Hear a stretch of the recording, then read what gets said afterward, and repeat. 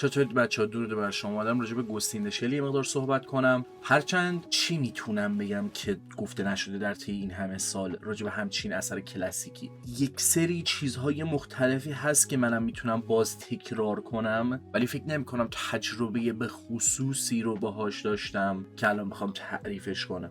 مخصوصا به خاطر شکلی که الان ویدیو رو دارم میبرم جلو، اینجوری هم که هی صحبت کردن راجع به یک سری اثرها هی داره سخت‌تر میشه، چون یک سری جاها شاید اون اثر چیز جدیدی نداره، صرفا یه ذره رنگ و محیط و چیز دیگه رو تغییر داده و تمام. هرچند که راجع به این اثر نمیشه اینطور گفت، نمیشه الان اینطور گفت که مثلا چون چیز تکراریه نمیتونم راجع بهش صحبت کنم. بیشتر به خاطر اینه که به شکل‌های مختلفی حس میکنم حرفام رو توی یک بازه زمانی یک ساله مثلا تو جاهای مختلف انگار کنار هم دارم قرار میدم و بعد به نسبت گست این د شل میگمشون، که خب چون همچین چیزی رو نمیخوام، حالا باید ببینم ویدیو چطور میره جلو. به شکل‌های مختلفی که میشه به اثر نگاه کرد، ولی خب در ساده‌ترین حالت خودش خب یه چیز فیوچریستیکه. چیزهای فیوچریستیک یک باگی دارن که جوک میشه. یک سری اثرها هست که الان میگن اوه به خاطر فلان چیز یا فلان چیز الان رلوونت تر این اثر، ولی یک سری اثرها هم هست الان کمدی که قطعاً گست این د شل اینطور نیست و تو اون لول پایین نمیارم که شکل مثال هم بخواد تو همچین لول کمی باشه که به نظر بیاد اثرم تو همون لول دارم پایین میارم، ولی اینو چیدم و گفتم که بگم اگه حس میکنم 2000 سال جلوتر هم باشیم باز این اثر خودش رو نگه میداره و فکر نمی‌کنم محدود به زمان بشه، چون اصلا صحبتش این نیستش که آینده ربات‌ها میان چیکار میکنن چیکار نمیکنن. اول اومدم انسان، بعد دیدم نه جور دیگه میتونم بگم تا وقتی که خودآگاه وجود داره و حالا نمیدونم شاید شکل کارگردش یه تایمی فرق کنه، نمیدونم این اثر خودش رو محدود به یک بازه زمانی یک چیز به خصوص نمیکنه که آینده تکنولوژی اینطوری میشه بعد احمقانه است. خب چرا دستش باید اونطوری بشه؟ خب اصلا وای فای همون لحظه فکر میکنه کامپیوتر انجام میده دیگه، ها ها احمقانه است. بعد بیاید مثال ها رو توی اون سطح پایین نیاریم. من بعد از آرکین گست این د شل دیدم. قبلا فیلمش رو دیده بودم ولی حتی نمیدونم چرا دوست نداشتم، اصلا یادم نمیاد، حتی یادم نمیاد فیلمش رو کامل دیدم یا نه و چرا دوست نداشتم. اگه کامل ندیدم چرا ندیدم؟ شاید نهایت همون موقعی که فیلمش اومده مثلا دیدم تو ماهواره چیزی، دقیق نمیدونم. ولی بعد از آرکین و لوک بک اینطوری بودم که من هیچی نمیدونم دیگه، یعنی بذار سال تموم شه و الان که مثلا تقریبا یک ماه از 2020 گذشته، حالا خب یک ماه که نگذشته، کلا 10 15 روز گذشته، ولی چیز خاصی ندیدم. آخرین چیزی که دیدم همین گست این د شل بود و واقعا لذت بردم. اگر اون مسیر ذهنیمو بخوام شرح بدم، اولین چیزی که بابتش یکم ترسیدم تو تجربه اینطوری بودم که همونطور که از انیمه‌های قدیمی یک سری انتظار بیشتری دارم و با اینو گفتم تو انیمه جدید بعد حواسم باشه چطور اصلا میخواد اکسپلویت کنه یک سری چیزا رو که اودینا رو سپاس اینطور نبود، ولی مثلا سر این قضیه ذره بعدش ترسیدم تو بودم که خدایا خواهش میکنم سمت یک سری چیزا نرو.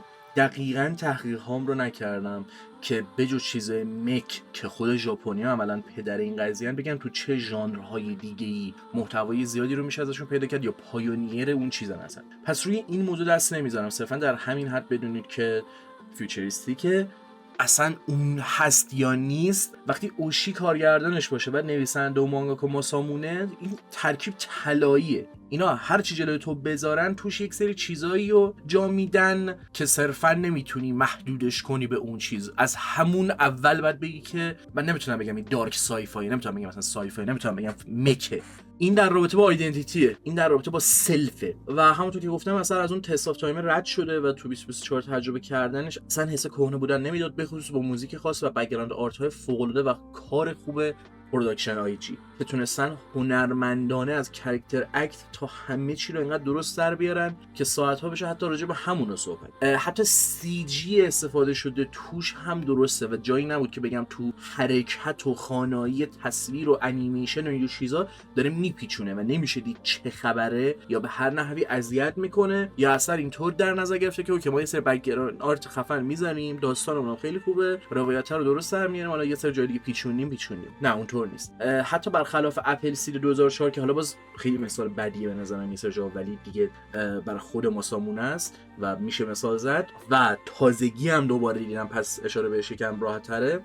حتی اگه بگیم اصلا دنیای به خصوصی در نیاورده که دنبال کرد، همونطور که گفتم توی ژانر به خصوص قرار نمیگیره، اون شکل روایت، شکل قرارگیری دیالوگ ها و چیزها به شدت بهترن و لذت بخشتر. صحبت ها آزاردهنده نیستن و یک سری چیزا 30,000 بار تکرار نمیشه و اینطور نیستش که صرفاً آزاردهنده نیست و خوبن، نه خیلی خوبن و بعد گذر زمان هم خیلی راحت جای مختلفی از اثر رو بهتون میمونه.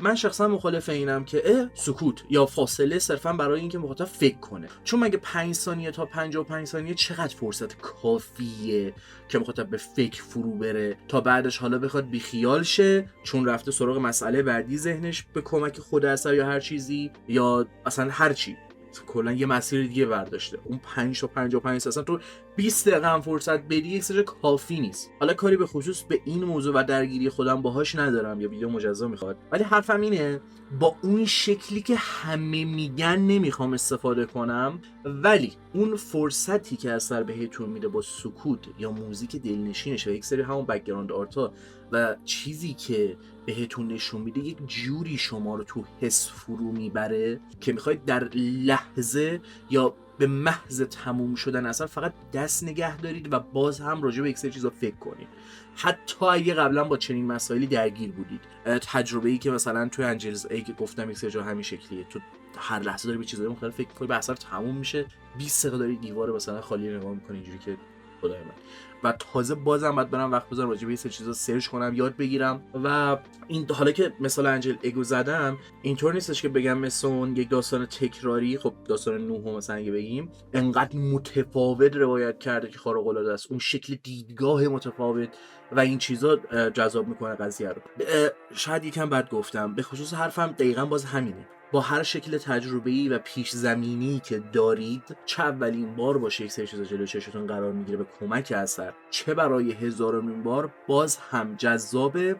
حتی اگه مثلا بگیم مثل انجل ایگ نیست، اگر اونو یه حالت ایدئال در نظر بگیریم واسه اون شکل روایتش، فقط صرفا یک سری موضوع رو داره حالا با یک شکل خاصی با اجرای خوب خودش باز تکرار میکنه، باز هم جذابه.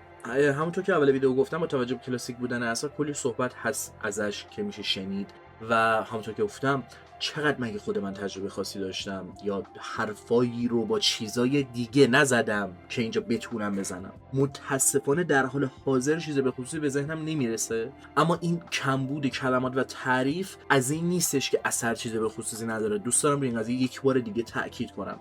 بله از ناخودآگاه و اگزیستانسیالیسم بودن و این چیزها باز هم میشه صحبت کرد تا اون اسنس انسانیت که آقا این چیز رو یک ربات حالا مثلا اگه داشته باشه چه معنی دیگه‌ای میده، چون خب در هر صورت ما با یک ربات درگیریم دیگه. اگر یک ربات درگیر این چیزاست انکارش میکنیم، یک توهم رویاست، مثلا برنامه نویسیش زیاد بیش از حد چیز شده اگر اون بخش رباتیک قضیه رو بخوایم در نظر بگیریم و این چیزا هست کلا. اما به خصوص اگه میخوام حداقل توی اون فرست ایمپرشن خودم، توی اون تجربه اول صرفا محدود نکنم به این که آره ناخودآگاه، اگزیستانسیالیسم، اسنس آف انسانیت، سلف و تموم شده رفت، به خاطر اینکه شاید خودم هم چیزای زیادی رو متوجه نشده باشم و هنوز ندیدم. منظورم ویدیوهای مختلفه که مثلا ویدیوهای مختلف ببینم، تک های مختلف از دیدهای مختلف که اوکی این چرا مثلا متوجه نشده بودم. خیلی چیزای عمق‌دارتر و جزئی تری داره، هرچند که در نهایت میشه بهش اشاره کرد و شما مخاطب هم در حالت ایدئال ذهنتون صرفا مسیر نگیره که فقط همین چیزا که گفت هست و اون یه چیزی هم شما متوجه بشید و شما به من بگید، چرا که نه. کلا یه مقدار اهمیت داره برام که 50 سال از اثر گذشته، پس اطلاعات من نسبت بهش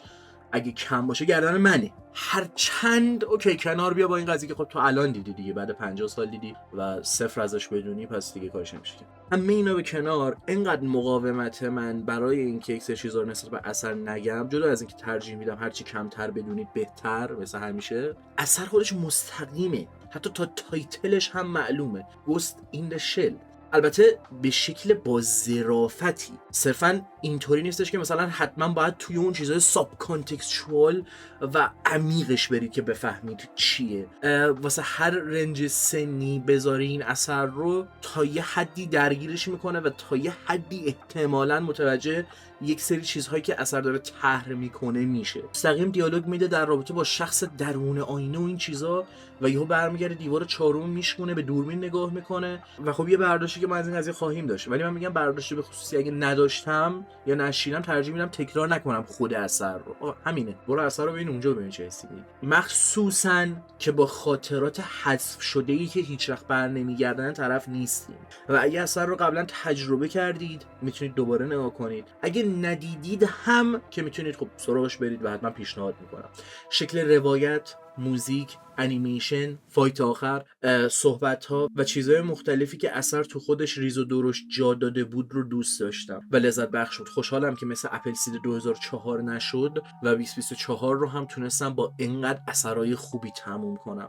تجربه لذت بخشی بود، تجربه سول برانگیزی بود. یعنی وقتی اون موزیک پخش میشد من نمیدونستم چه حسی داشته باشم. بعضی موقع از اون قاب مانیتور در میومدم و نمیتونستم این فکر کنم که آیا خود اثر میخواد که من این تجربه رو به دست بیارم یا نه. فایت های مختلف رو میدیدم، میگن پویتری این موشن، انگار بیشتر یک شعر توی اون حرکت بود تا اینکه صرفا یک فایتی باشه که مثلا اوکی حالا این اینو میزنه، اوکی دیس لوکس کول، تموم شد. اون جسمی که تیکه پاره میشد و مثلا سیمهای الکتریکی از توش بیرون میزدن و بعد صحبت عجیب و غریب میکردن. چیز عجیب غریبی بود. چیزی بود که ترجیح میدم دقیقاً بعد ضبط این ویدیو مثلا بشینم چند تا ویدیو راجعش ببینم. منتها واسه اون کسایی که ویدیو قبلی رو ندیدن، موقعی که من مثلا ویدیو میبینم بعد ویدیو درست میکنم واقعا دیگه نمیشه فرست ایمپرشن باشه، چون یه اطلاعاتی به دست میارم که نمیتونم ازشون استفاده نکنم، انگار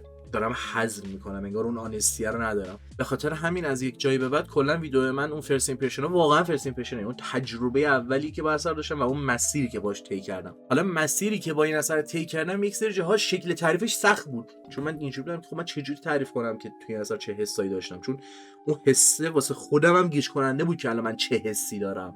اثر رو شروع کردم، میگم اولش نهایت مثلا یه ذره ترسیده بودم که نکنه اون چیز باشه، بعدش همین، بعد دیگه اون حسه واسم شفافیت نداشت که من کجا دارم دنبال اون چیزه میگردم، تو اعماق وجودم در ناخودآگاه و خودآگاه خودم به دنبال چه جوابی میگردم با چه حسی. و تنها چیزی که میتونم بگم اینه که لذت بردم و عشق کردم. یعنی تمیز، واقعا تمیز، حس نمی‌کردم یک لحظه اضافه داره، مثلا الکی چیزی رو فقط میخواد شواف کنه، تو اون لول میخواد ببره که نگاه کن من چقدر عمیقم، نگاه کن مثلا دارم چه حرکتی میزنم، وای نگاه کن من چقدر کول و باحالم که به 50 سال آینده فکر کردم که اینا دستاشون چیز میشه. هیچ وقت اونطوری فکر نمی‌کنی. آخه میدونی نکتهش اینه داشتم به این فکر می‌کردم اینم بگم بعد حالا ویدیو رو تمام کنیم.